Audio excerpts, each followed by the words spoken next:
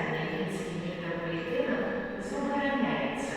Уваходить на станции и проезжать по поездах метрополитена громадянам в нетверезом стане, курить на станции и в вагонах, провозить легкие на загорание, выбуховые и отрубные рычаги, бытовые газовые баллоны, псовать прилады и обсталявание метрополитена и вагонов, спускаться с платформы на желудочные пути, уваходить на станции з мороженым, а так само з багажом у обутку і адзенні, якія могуць запыцкаць пасажыраў